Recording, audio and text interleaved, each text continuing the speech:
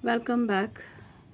After completing 2.2, now we will start 2.3. But before that, these two theorems must be in your mind. एक तो remainder theorem और factor theorem. मैं आपको इसका statement समझाती हूँ.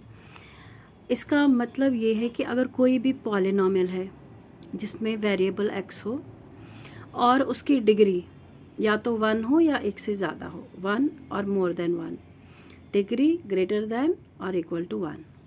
अगर ऐसा है कोई भी, मैं इसकी एग्जांपल बताती हूँ. सपोज एक्स स्क्वायर प्लस 2 क्या हो गई डिग्री 2, या x प्लस 2 डिग्री क्या हो गई 1. दिस इज ग्रेटर देन और इक्वल टू 1. ग्रेटर दैन और इक्वल टू 1 अगर डिग्री है and it is divided by some other polynomial which is linear.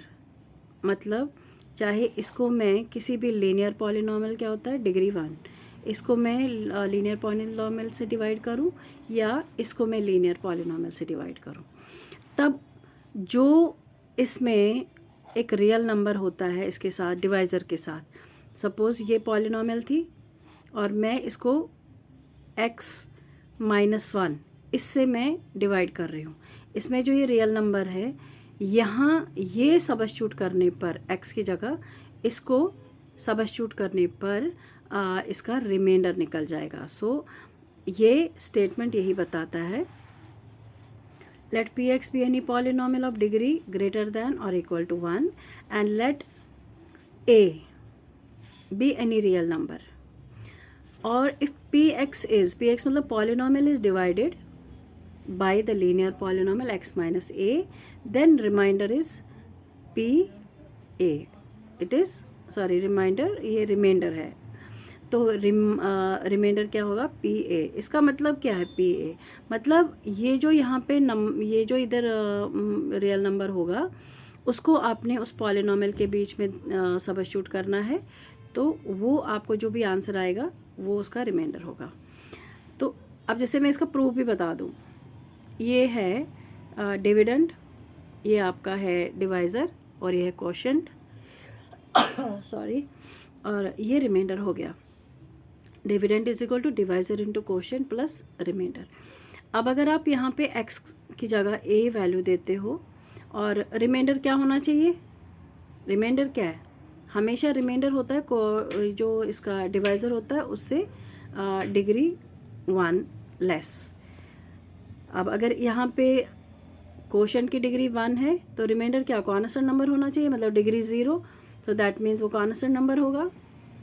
इसलिए हमारा जो है यहाँ पे कॉन्स्टेंट नंबर सपोज r है, तो जब आप x की जगह a देते हो, a माइनस a 0, तो क्वोशंट ख़त्म हो गया. सो p a, क्योंकि मैंने x का कितना दिया है a, so p a is equal to r बनेगा. दैट मीन्स p a जहाँ पे जो वैल्यू आप पुट करोगे उसका रिमाइंडर आपको उससे मिल जाएगा. आपको याद रखना है स्टेटमेंट, इसमें कंफ्यूज होने की कहीं पे भी बात नहीं है. आपको याद रखना है कि कोई भी polynomial with any variable, suppose here I have the variable x which is having the degree 1 और greater than 1, then if it is divided by some other linear polynomial, the real number in the divisor, if it is substituted in the variable, it will give you the remainder. Second thing, अगर आपका जो reminder 0 आता है, अगर आपका reminder 0 है तो इसका मतलब the divisor is the factor of the polynomial. अगर आपका रिमाइंडर 0 है, सपोज अगर रिमाइंडर पी ए, जब आपने ए सबस्टिट्यूट कर दिया और आंसर आ गया 0, तो then this is the divisor is the factor of the polynomial. ठीक है. और अगर ये फैक्टर है देन रिमाइंडर आपका 0 आ गया. ये दो चीज़ें आपको याद रखनी है. अब आपकी एक्सरसाइज हो जाएगी एक्सरसाइज 2.3. 2.3 को आपका मैं एक एक पार्ट करा दूंगी, फिर आपको खुद करना है. जैसे मैं x माइनस 1, ये क्या है, this is the divisor. Divisor क्यों है, क्योंकि क्वेश्चन है मेरा कि how to find the remainder, मुझे रिमाइंडर फाइंड करना है। रिमाइंडर फाइंड करना तो मेरी पॉलिनोमियल क्या है, this is x cube minus A x square plus 6x minus ए।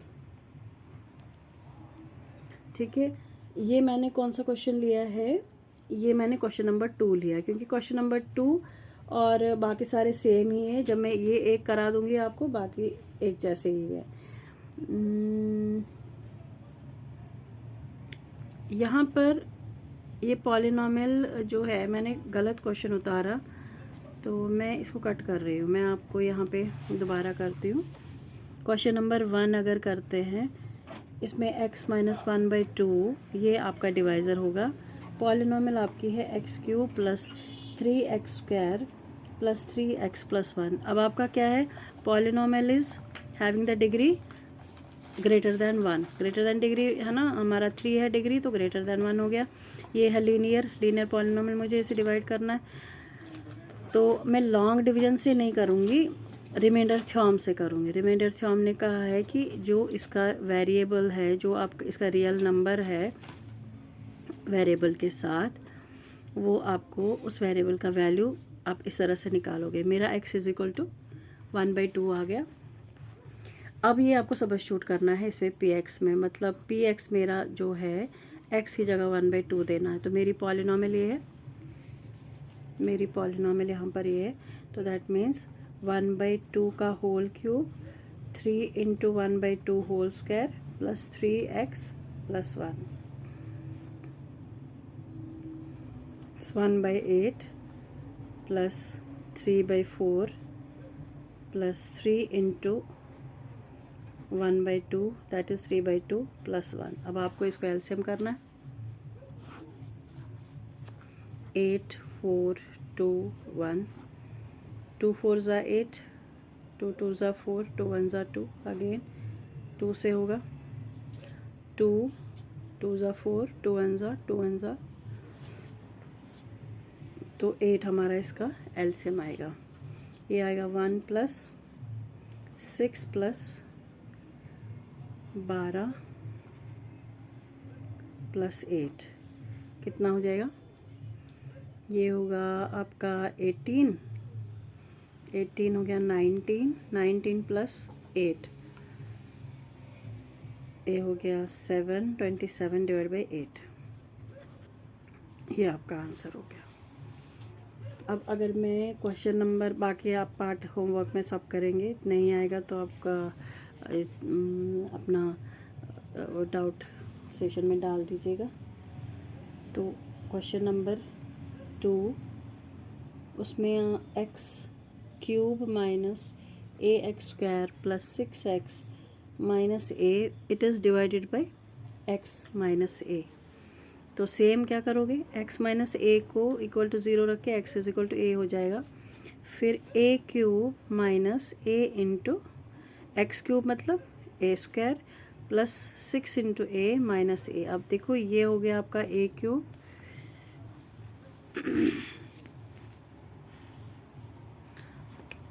मुझे आपको थोड़ा सा ही प्रॉपर दिखाना पड़ेगा। तो ये a cube minus a cube plus 6a minus a, ये और ये कैंसिल हो जाएगा, तो 5a इसका आंसर आएगा। तो ये सिंपल है। अगर आपका वीडियो यहाँ क्लियर आया भी नहीं होगा तो आई होप आपको it will not create any problem to you. जो भी डिवाइज़र होगा उसमें से रियल नंबर जो भी होगा वो आपके वेरिएबल में पुट करना है, तो that will give you the answer.